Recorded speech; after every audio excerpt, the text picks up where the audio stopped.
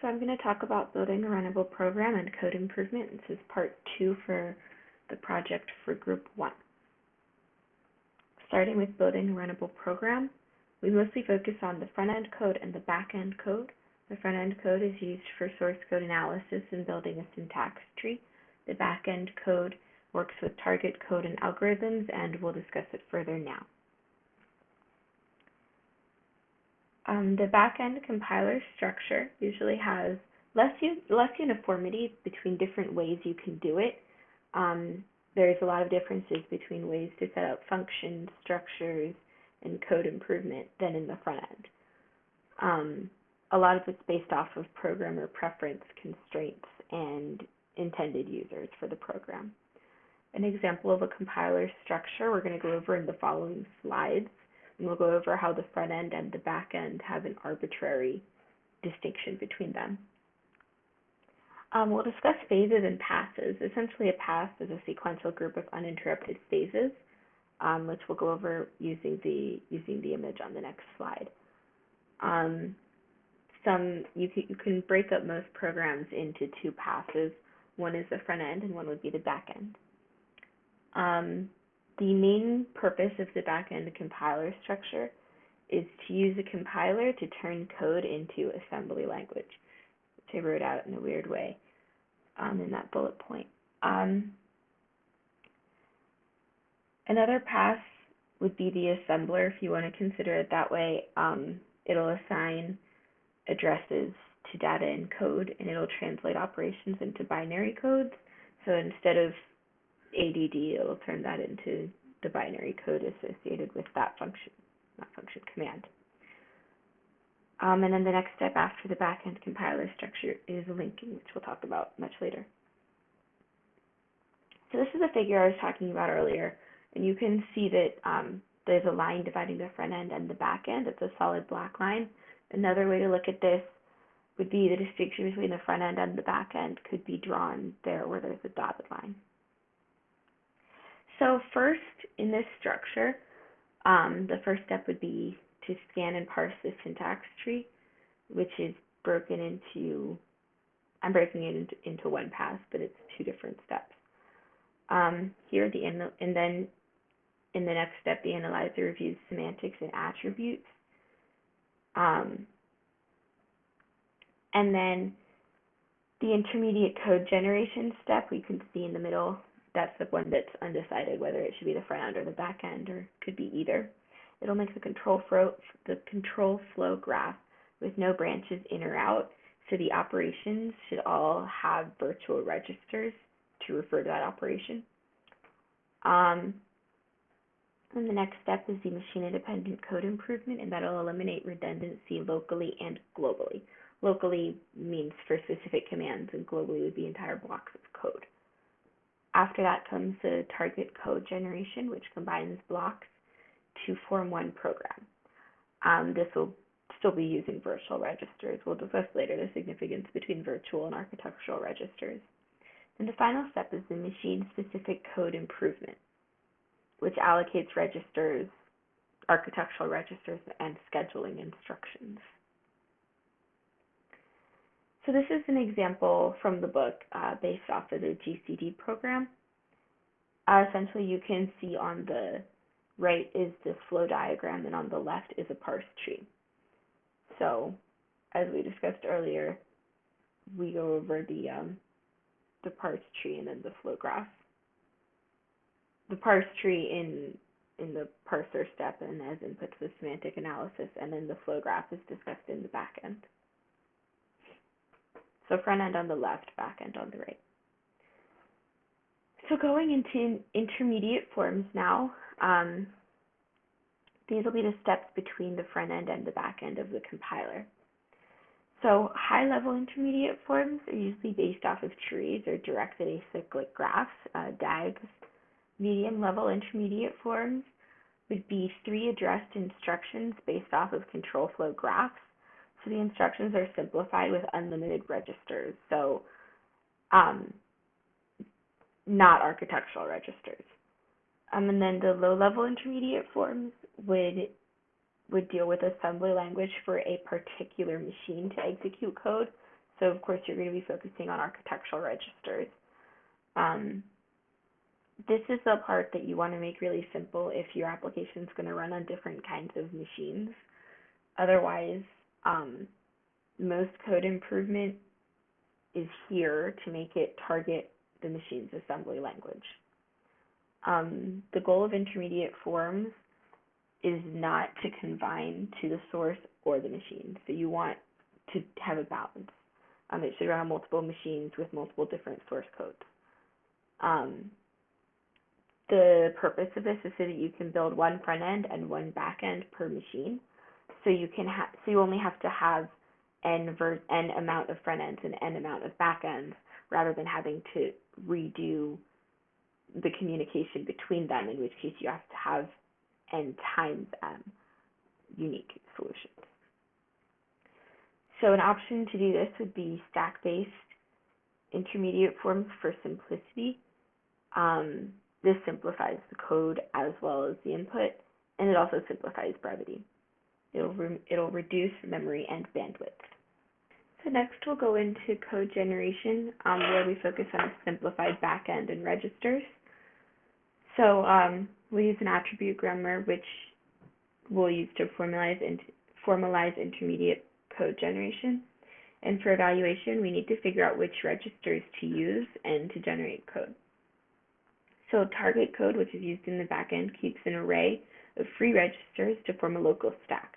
So if we run out of architectural registers, we still have the register allocator to spill register data into memory, only temporarily, so that the register can be cleared and reused.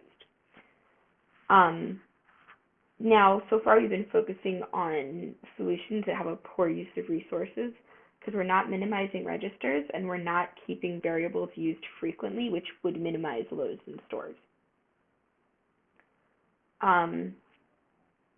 For address space organization, the linker which happens after the backend stage, it gets relocatable object code in 3 different kinds of tables. So there's an import table, a relocation table, and an export table. The import table finds instructions without knowing where they point. The relocation table finds instructions pointing somewhere else in the file. So the import table, kind of clearly based on the name, it'll get instructions that point outside the file. And then the export table will get names and addresses in the current file so that other files can use them. The loader gets executable code files, so it won't use external symbols, and it'll define the starting address for execution of a specific file. And object files are used in 2 different sections. So the first section will store tables as discussed above, and the description of how much space is needed for those tables. And other parts are going to use code data are going to store code and then data for read-only and writable variables, and then the symbol table information. Segments of a running program are the uninitialized data, a stack, a heap, all the files needed, and dynamic libraries needed. I'm going to speed through this one because I didn't realize how much information I really put on all these slides. For the assembly section, the assembler processes assembly language generated by compilers, which we discussed earlier. And it translates symbolic representation into executable code.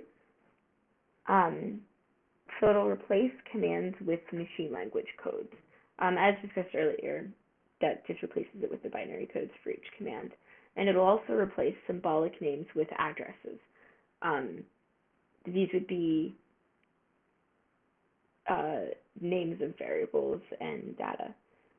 Now the front end of the assembler is actually just where the human inputs what to do in certain steps. So the compiler will send information to the assembler for its front end, and then the front end will send information to the user. So as usual, the user is interacting with the front end. The front end of the assembler can either dump out output in a formatted way. This is what's usually used. symbolically, it'll format the output to something that the user can read. But if that's not possible, then it can just dump everything that's been going on for the user to sort of parse through, and that's a pain. Another option would be to use a disassembler instead of dumping the assembly language straightforward. This will have more flexibility and clarity. It'll make things more legible for the user. So now we're going to talk about the assembler. In the assembler, there's not always a one-to-one connection between operations and instruction codes, which is kind of interesting. It's a way to make the assembly language easier for programmers. So my example here is using MIP pseudo instructions, where one command can point to different instructions based on the parameters. This is a very low-level form of polymorphism, I noticed. So my example here is the add command, where you can either add the values in 2 registers to a 3rd register, or you can add a constant to a 1st register with no 2nd register in the computation, and then store it in the 3rd register. But it doesn't really have to be register 1, 2, and 3. So the phases in the assembler are that it scans and parses input to build integral representation. It'll identify symbols, internal and external, to assign locations to internal ones, and assign locations to internal ones, and it'll produce object code. All of this was discussed earlier. So the object file stores a table of its exported symbols along with addresses, so up for those symbols. So it'll store absolute and relocatable words. Absolutes are the ones that are known at runtime, so it'll be constants and registers, and then relocatable words would use addresses like jump instructions, so they have to go to the address location. And that's what I was discussing earlier, and that it stores addresses as well as symbols. In the linking phase, we'll put together a compilation of units of fragments of program assembled separately. So kind of based on the name of a linker, it links parts of the programs together. So sometimes it'll be broken down by files, sometimes it'll be broken down by subroutines. Either way, linking needs to occur to put it together. Each unit, whether it's a file or a subroutine, has to have a relocatable object file. So there are 2 kinds of linkers that we discussed, static linker and dynamic linker. The static linker makes an executable file to run the program, and the dynamic linker links the program after the program is sent to memory to execute. Sort of self-explanatory by their names, though. So linking is also called link loading, and it involves relocating and resolving. So it'll relocate object files to get the import, export, and relocation tables discussed, and then it'll resolve external references.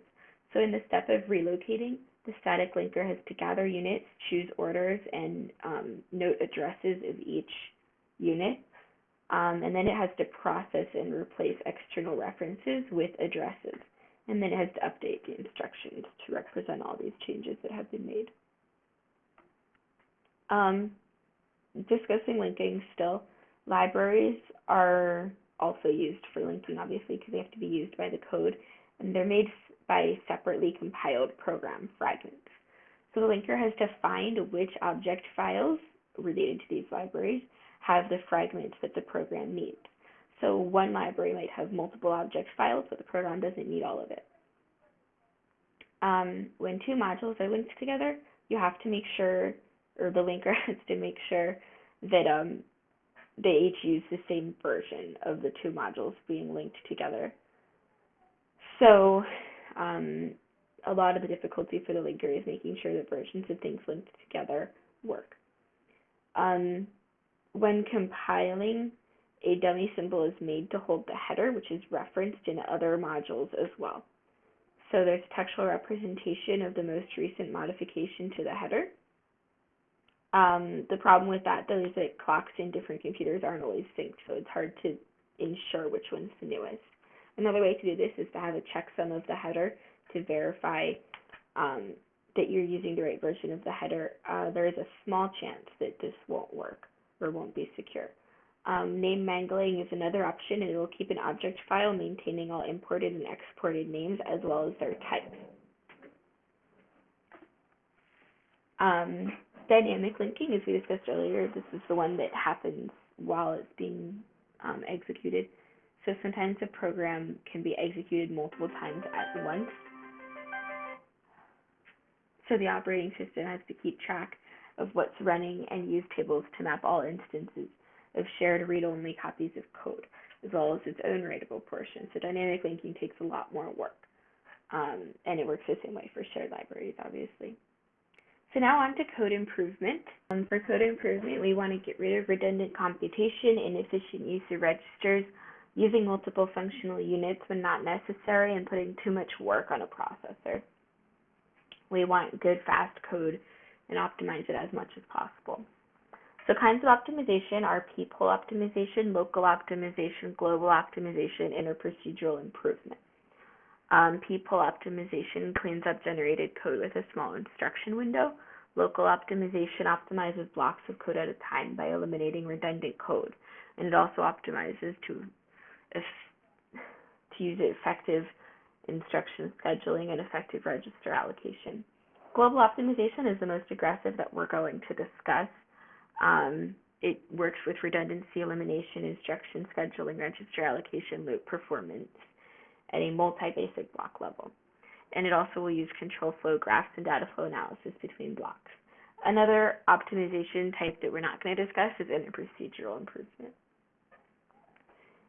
So phases of code improvement we're going to discuss now. Sometimes they need to be in order. Sometimes different phases need to be repeated. So the next slide will discuss phases discussed earlier, but in more detail. Phases of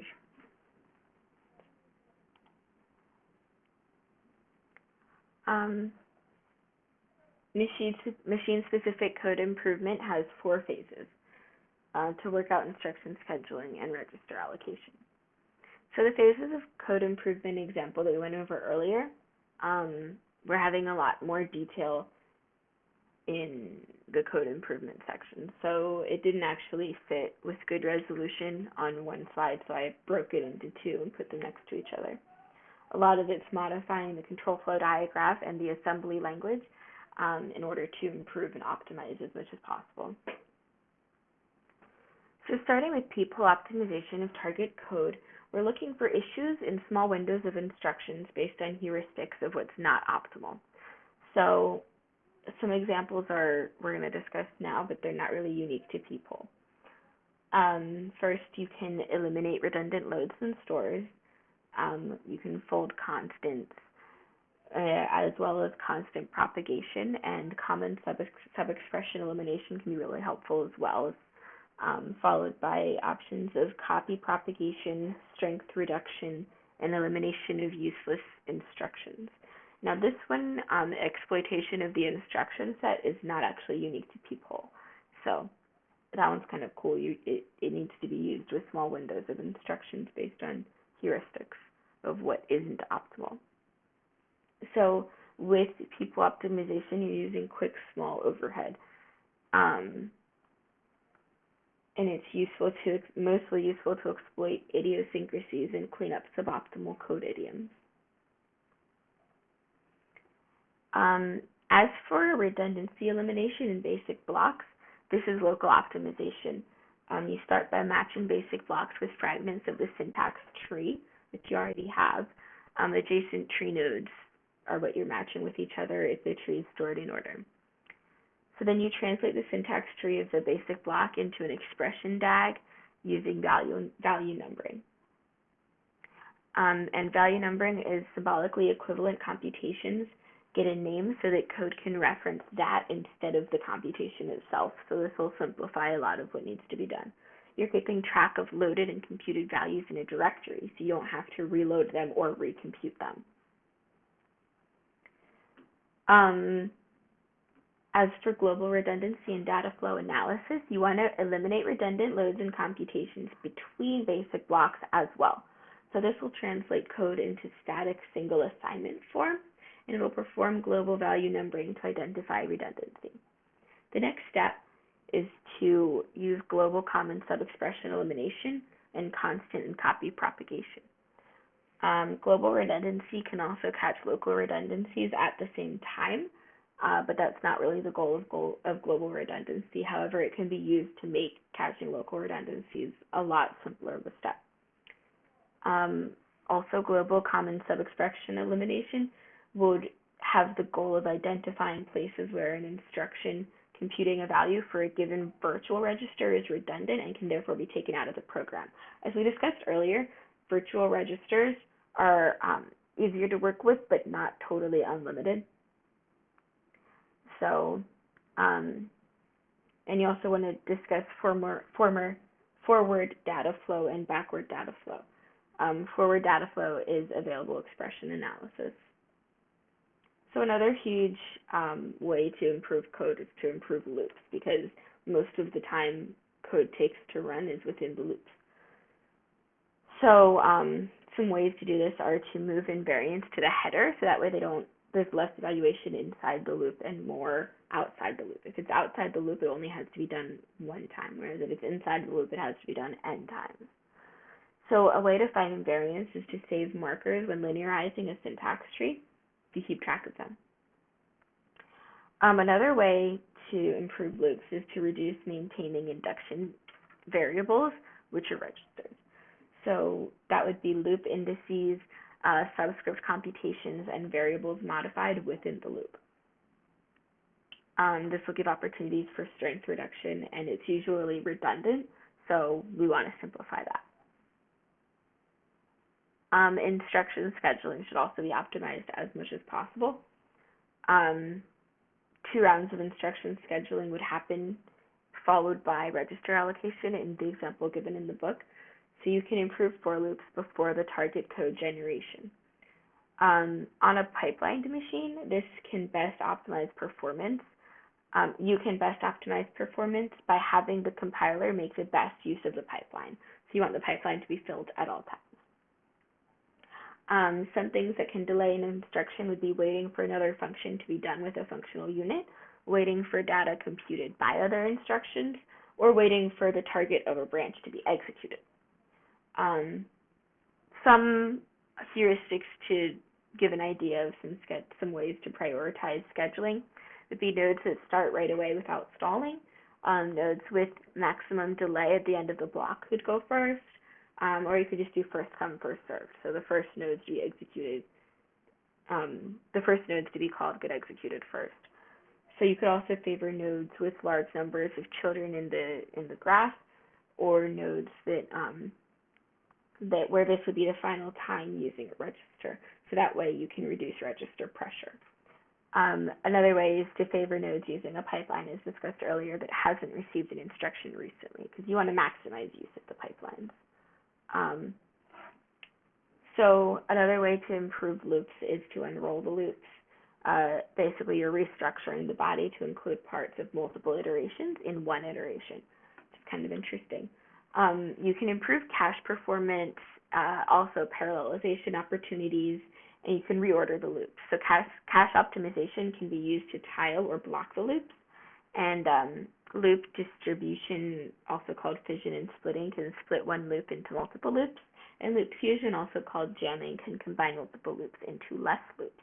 So they're sort of opposites of each other, the distribution and the fusion, but in some scenarios, one's better than the other. You can also work with loop dependencies to verify that loop carry dependencies hold orders of iterations for loops. Also, you want to use parallelization if possible. It's a little more complex, but can really help optimize your code. And it's best not to parallelize parts with dependencies on each other unless you want to put more work into taking care of synchronization. You also want to optimize register allocation for code, which can be performed for blocks of code or other skills. So heuristics for usually they use heuristics for register allocation and graph coloring.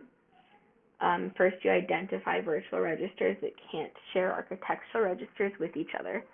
So you want to construct register interference graphs where nodes are virtual registers And then the minimal coloring of that graph will map virtual registers to the smallest number of architectural registers. Some issues with this are that architectural registers can differ by machine.